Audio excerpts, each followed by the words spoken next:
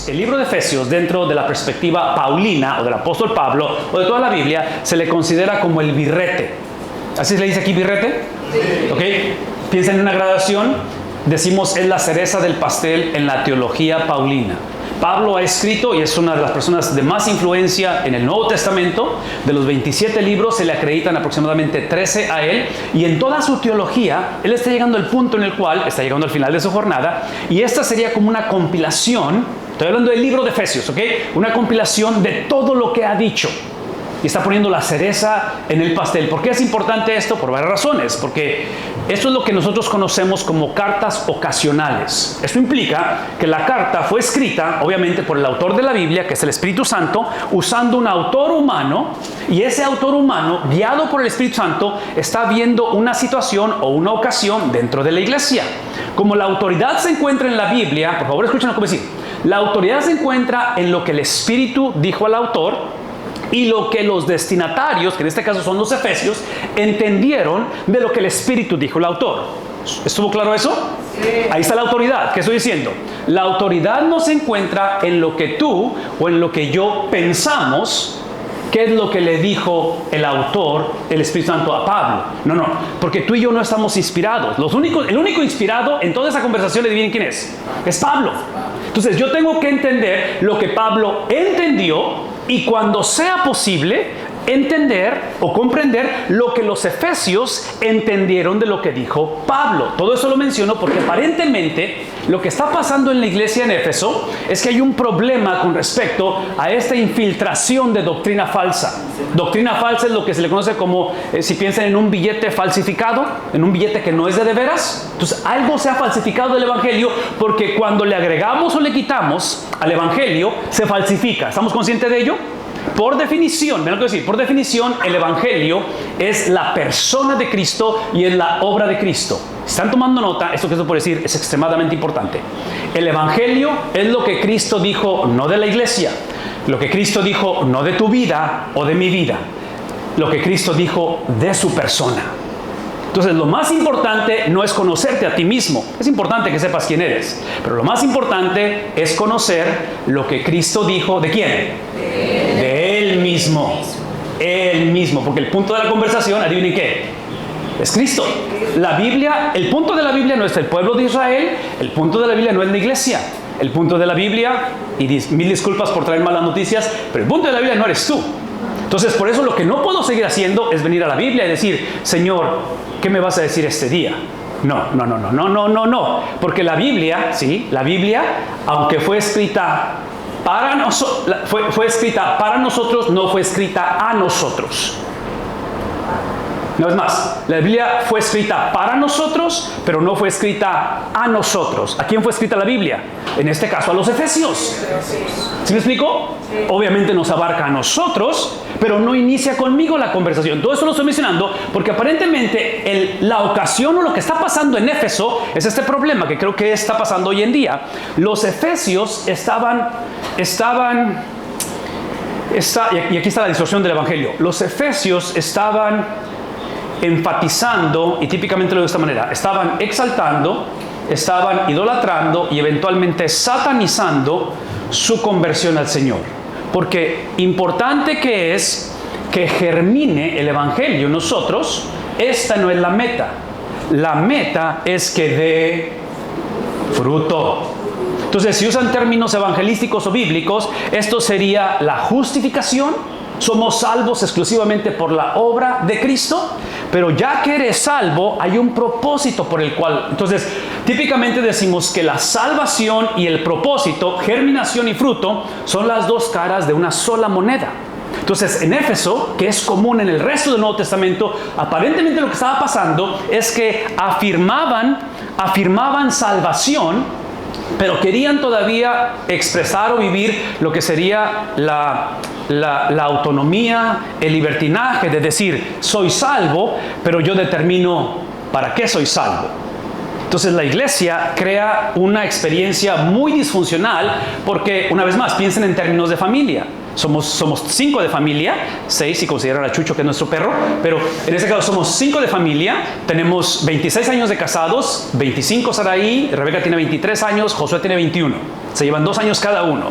Una de las razones que nos hace ser familia no es tanto que tengamos compatibilidad, mismo color de piel, mismo apellido, es que nos sometemos a la autoridad de una sola persona.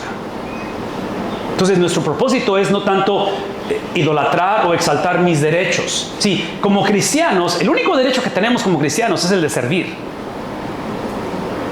A ver, ¿sí? ¿No? Sí. El único derecho que tengo como cristiano es morir a mí mismo. Y menciono todo esto porque una familia disfuncional típicamente es cuando el padre, la madre o los hijos reclaman sus derechos. Porque soy tu padre, tienes que obedecerme. ¿Han escuchado eso?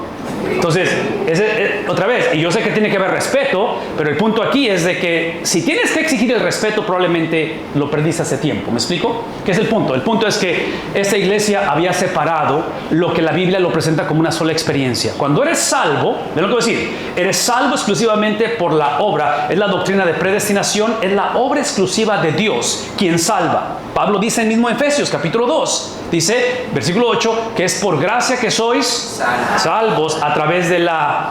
¿Cuál es el propósito? Es literalmente para que nadie se gloríe. Y empieza a describir, cuando llegas al versículo 10, es que habla del propósito por el cual eres salvo. Entonces, hace 2000 años, la iglesia afirmaba a la persona de Cristo siempre y cuando yo tenga mi propia definición de quién es Cristo. Y la iglesia crea una disfuncionalidad muy grande, hay mucha confusión en la iglesia, tiene que venir la autoridad de Dios a través de esta autoridad apostólica, porque Dios funciona a través de sistemas, a través de estructuras, ¿sí? Entonces, interviene la autoridad apostólica, se escriben estas cartas como Efesios, donde nos muestra esto. El tema central de Efesios lo van a encontrar en el capítulo 1, versículo 10, y en el capítulo 4, versículos 1 al 10. Ese es el tema central. Es simplemente porque ese es el problema de la iglesia, es donde está enfatizando la unidad, no de la iglesia, la unidad, no de la familia, la unidad ¿de quién? De todas las cosas. Y no es la unidad entre nosotros, es la unidad de las cosas en Cristo. De tal manera que dice, Cristo restaura no solamente la imagen de Dios en la humanidad, pero también restaura lo que se perdió en Génesis capítulo 3, aún en el mundo. Entonces, piense conmigo en lo que está tratando, lo que está comunicando el libro de Efesios, porque es súper interesante que cuando bosquejas Efesios, la carta de Efesios, inicia con 3 verdades. Efesios, son 6 capítulos Efesios, ¿verdad? ¿Recuerdan eso? Es súper interesante porque desde la perspectiva literal, o literaria, mejor dicho, como pieza literaria, Pablo es muy predecible en cómo escribe él. Y típicamente sus cartas, él las divide a la mitad, típicamente, no siempre, pero típicamente, y la primera mitad es lo que se le conoce como la sección teológica, doctrinal, es lo que literalmente Dios ha hecho. La segunda parte de la carta es la sección práctica, es la sección que tiene que ver con lo que hay que obedecer, qué es lo que hay que hacer. Entonces, en la primera mitad de Efesios, capítulos 1 al 3 aproximadamente, él presenta 3 verdades de las cuales, observen lo amarillo, no tienen nada que ver con nosotros. Una vez más, vean tantito, esto es importante. Es por eso que lo que no podemos seguir haciendo, por favor escuchen esto que voy a decir, lo que no podemos seguir haciendo es venir a la palabra de Dios y simplemente acercarme para ver qué es lo que tengo que hacer. La obediencia que tengo que ejercer, las cosas que necesito cambiar, todo es importante, pero mi obediencia, los cambios, en la Biblia le llamamos esto los imperativos, los mandatos. Vean lo que voy a decir, esos mandatos dependen de los indicativos, dependen de lo que Dios ha hecho. Entonces, mi obediencia emana de la obediencia de alguien más, porque voy a decir una vez más, si yo descarto, desconozco o completamente ignoro lo que Cristo hizo, su obediencia al Padre, cómo vivió, cómo murió, si yo eso lo ignoro o lo tengo como un evento histórico nada más allá, hace 2000 años, lo celebramos, lo cantamos, pero no está conectado con mi obediencia, vamos a caer en la separación de germinación y de fruto, donde pienso que mi obediencia, adivinen qué, yo voy a hacer mi propia versión de mi obediencia. Llega un punto en el cual mi obediencia se convierte en mi identidad, que a menos de que tú obedezcas como yo obedezco, tú estás mal. ¿Ven lo que está pasando? Eso se le llama, ¿qué cosa? Legalismo. Es el tipo de generación que Cristo encontró cuando Él vino, donde encontrabas gente que medían la vida de otros a través de ¿qué cosa? Literalmente caminaban como si ellos fueran el regalo de Dios para la humanidad. No. ¿Sí? El punto de la conversación es que inicia Efesios con tres cosas que no tienen nada que ver precisamente con, en este caso, la obediencia de la iglesia. Lo que Pablo no está haciendo en Efesios es presentando un manual de cómo llevarse bien o cómo reconciliar sus vidas con Dios. No.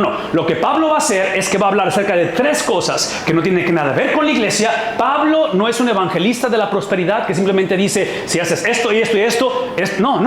Lo que Pablo hace, Pablo sabe que la disfuncionalidad de la iglesia, pero no quiero decir, la disfuncionalidad de la sociedad, de la iglesia, del hogar, no es el problema. Ese es el producto del problema. Esos son los síntomas del problema. El problema es la ausencia, la ignorancia o la negociación del evangelio de Jesucristo. El punto de la historia es Cristo. El punto de la historia no es el mejoramiento de nuestras vidas. ¿Por qué? Inclusive estábamos leyendo acerca del libro de Daniel esta mañana. ¿Sí? Ustedes observen, lo que se nos olvida en Daniel, por ejemplo, en esa época, que es el siglo 7, estamos hablando en esa época donde finalmente se cumple lo que Dios les advirtió. En el libro de Deuteronomio, cuando Moisés está básicamente diciendo bye bye y llevando a cabo un proceso de transición de liderazgo, va a pasar la estafeta ¿a quién? ¿Quién sigue después de Moisés? A Josué. Moisés, versículos 26, 27, 28 de Deuteronomio, les lee la cartilla y les dice, la maldición de Dios viene sobre esas naciones paganas, porque ustedes vienen a conquistarlas, ¿verdad? Entonces, ¿qué es el punto? Como nación, como pueblo de Israel, ustedes van a entrar a conquistar la tierra, pero no van a pelear o conquistar hacia la victoria. Van a conquistar desde la victoria. ¿Ven la diferencia? Porque ya Dios había declarado que esa era el pueblo la tierra de él. Ok, ¿ven lo que estoy diciendo?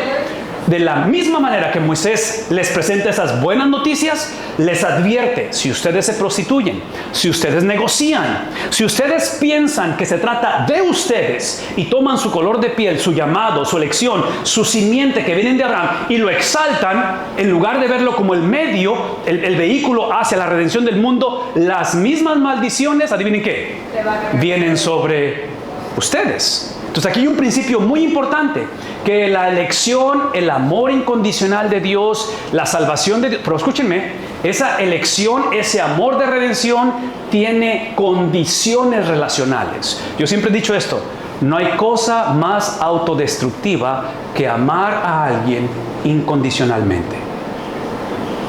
¿Por qué? Porque el amor que yo siento por mis hijos, por mi esposa, tiene que estar condicionado. ¿Cómo está condicionado? Está condicionado con parámetros, donde esos parámetros no son para controlarnos, son para protegernos. El punto aquí simplemente es que Pablo está escribiendo a una iglesia que está viviendo sin condiciones, que piensan que el amor de Dios es porque Dios simplemente me necesita a mí.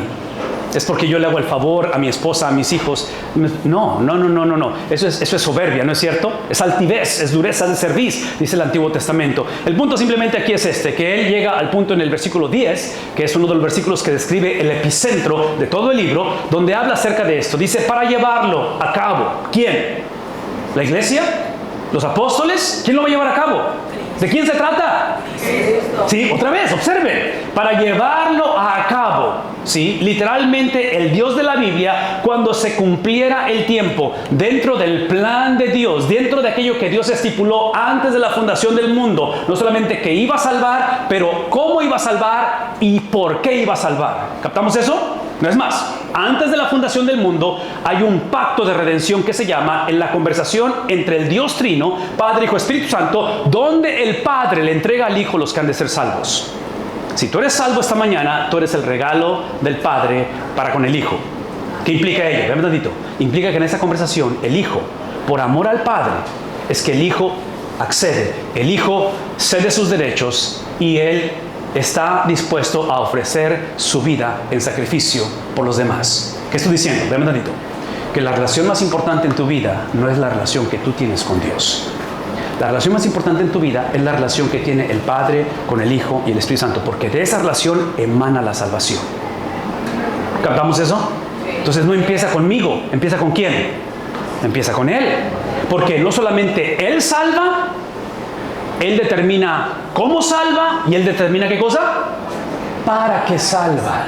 Y aparentemente en los Efesios creían en lo primero y convenencieramente separaban los demás. De tal manera que está diciendo, hey, a través del tiempo Él ha decidido hacer esto. Las tres cosas que estoy mencionando, que menciona al principio el apóstol Pablo, en el bosquejo, primeros 3 capítulos, él habla acerca de la predestinación. La palabra predestinación, que yo sé que es un tema controversial y hay diferentes maneras de ver esto, pero escuchen lo que digo.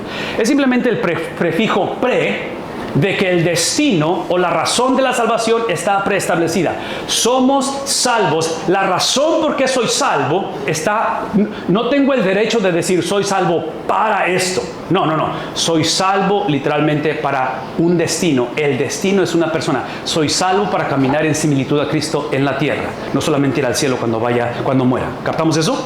Entonces el destino está predeterminado. Pablo habla acerca de eso. La segunda cosa es que él va a hablar acerca del amor y misericordia.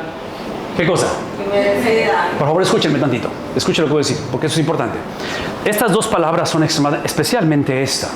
Y la iglesia en Éfeso, convenencieramente, esta palabra la habían olvidado, porque una característica de la misericordia, de la gracia de Dios, es que siempre, y no nada más de Dios, pero la palabra en sí tiene que ser voluntaria.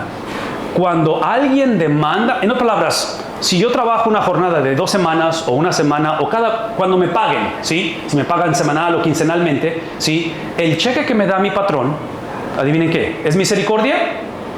¿Fue voluntario? ¿Por qué me lo dio? Porque me lo gané. ¿Qué es el punto? Aquí es el punto.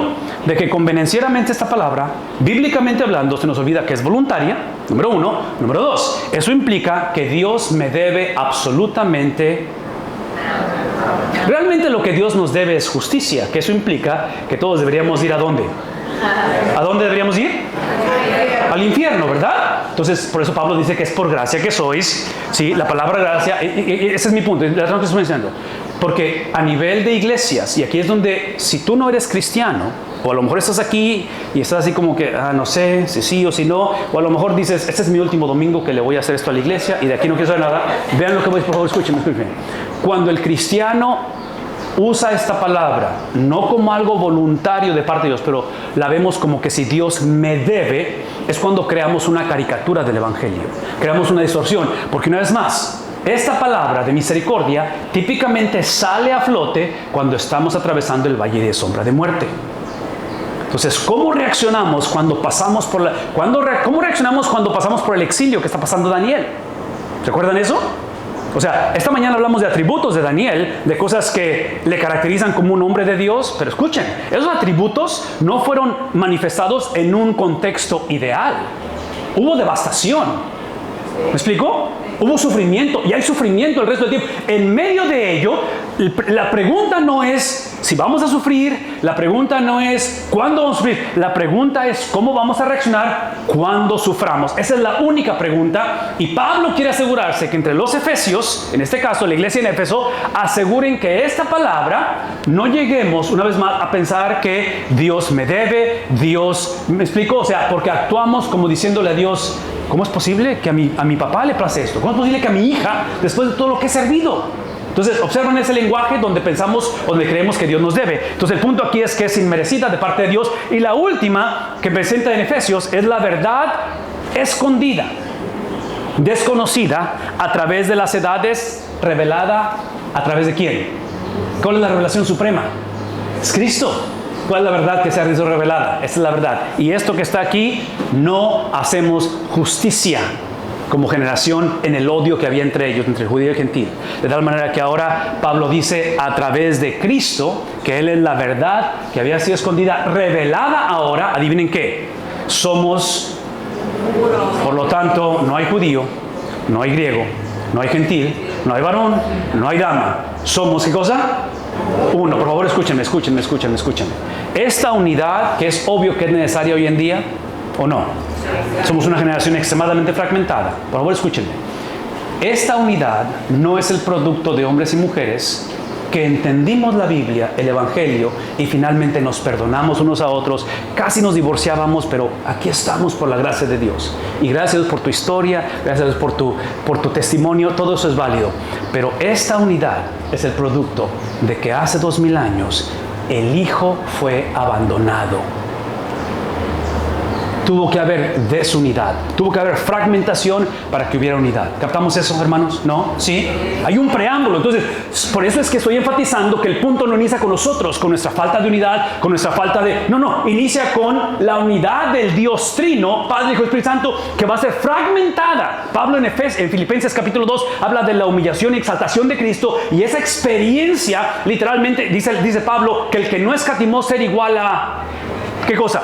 Ser igual a Dios, como cosa a que aferrarse. ¿Qué es lo que hace? Literalmente empieza esta humillación, que en su humillación eventualmente Él es posicionado, no que lo haya hecho, pero posicionado como culpable, como malhechor, donde su muerte es muerte de un malhechor, es maldito entre los hombres. Cristo en esa ocasión, en ese momento, se convierte en la expresión, se convierte en la acumulación, se convierte literalmente en la cristalización de lo más grotesco, más obsceno de pecado en la historia de la humanidad.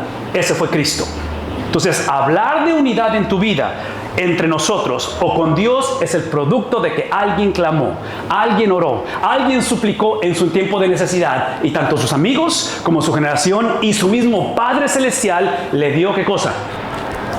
Le dio la espalda. Entonces, por eso es que la noche que va a ser entregado le está diciendo: Padre, si es posible, haz que pase de mí esta copa. ¿Cuál es la copa? La copa no es el sufrimiento físico que va a experimentar, que es severo. La copa es la separación que el Padre tiene que tener con el Hijo. Y esa separación es para que tú y yo ese día, ¿qué cosa? Tengamos unidad.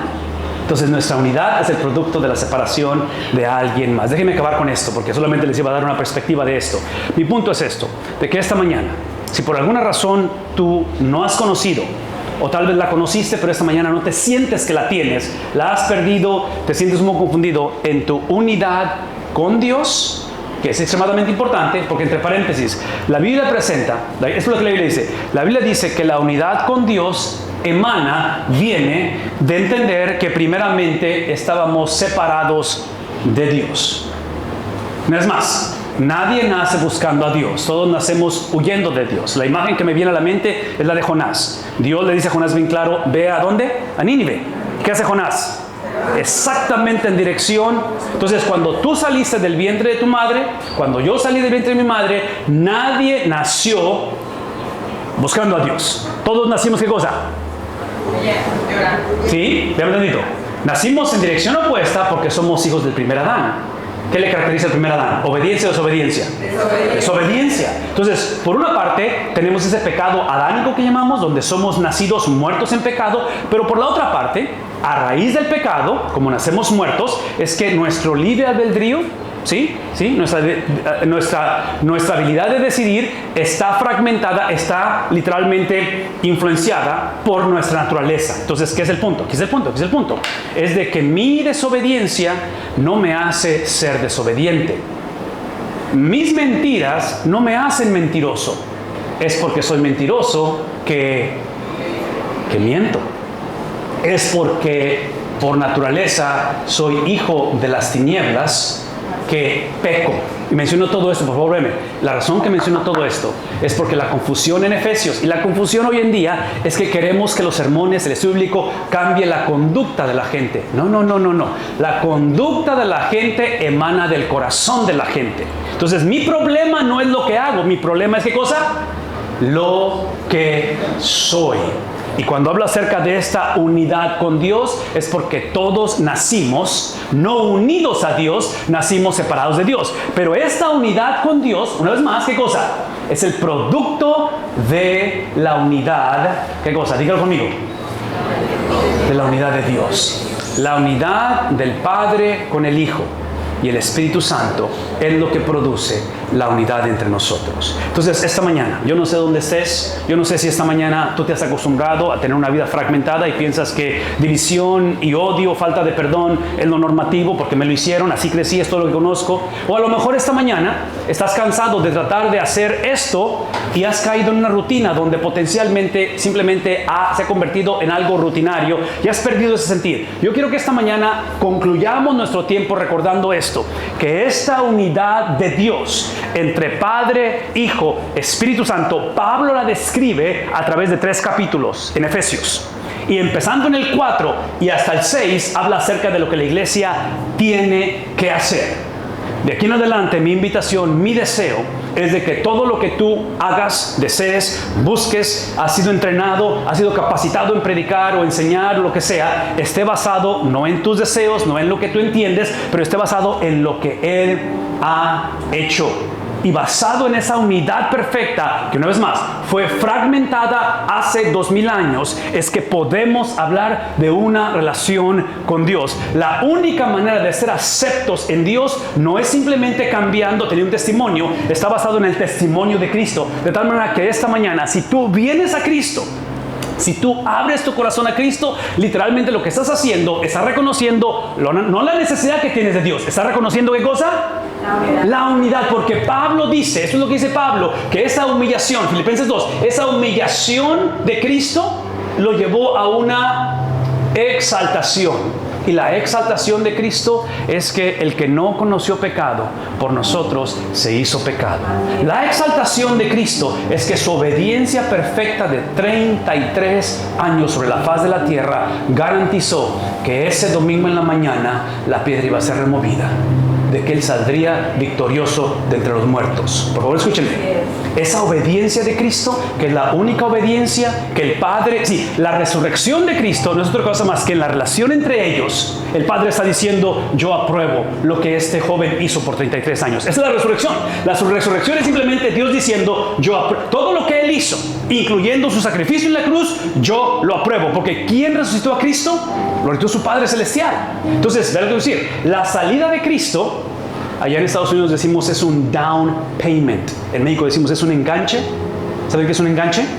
Cuando das un abono, cuando das una cantidad donde dices, voy a dar esto ahorita y voy a hacer pagos mensuales hasta que cubra todo.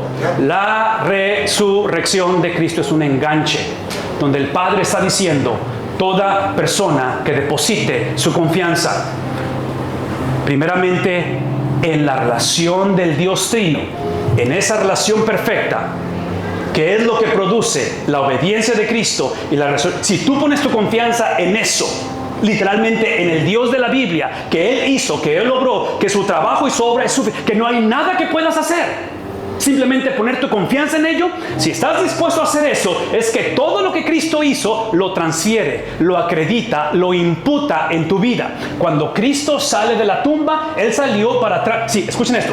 Ese viernes yo le transferí mi pecado, yo le transferí mi desobediencia, yo le transferí mi falta de relación con Dios. Ese viernes, por eso es que Cristo otra vez entrega su vida en rescate por muchos. Pero el domingo Él me transfiere su perfección, Él me transfiere su santidad, Él me transfiere su obediencia, de tal manera que esta mañana yo literalmente en mí como cristiano existe esta fusión donde soy completamente salvo y sé que soy pecador todavía. ¿Me explico? Y caminamos en esa situación que llamamos tensión irresoluble. Déjame tantito.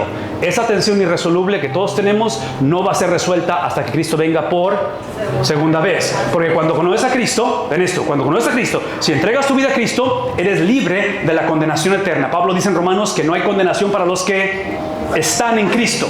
Entonces, ven ratito, es el concepto legal. En el 97, 19 de julio del 97, Arel y yo nos casamos. Legalmente nos casamos, pero nos ha llevado 26 años en construir una vida juntos. ¿Cuál es el punto? De que lo que inició de una experiencia legal se ha convertido en estilo de vida. ¿No? ¿Sí? No es más. Empezó en lo legal, estilo de vida. Con Cristo inicia en la legalidad, donde no es tanto que me siento salvo, pero porque he puesto mi confianza en Cristo, soy salvo. ¿Sí? Pero ahora que soy salvo, tengo que llevar fruto. Entonces es el estilo de vida. Y eventualmente, sí, en ese estilo de vida, en la legalidad, no más legalidad del pecado. En ese estilo de vida solamente queda la influencia del pecado. Pero el día viene cuando Cristo viene por segunda vez, que desaparecerá el pecado por completo. Y por primera vez le veremos cara a cara. Seremos transformados a su imagen y moraremos con Él para siempre. ¿Tienes esa seguridad esta mañana? Es parte de, en otras palabras, esa es mi pregunta. ¿En qué está basada? ¿En tu testimonio? ¿En lo que has cambiado?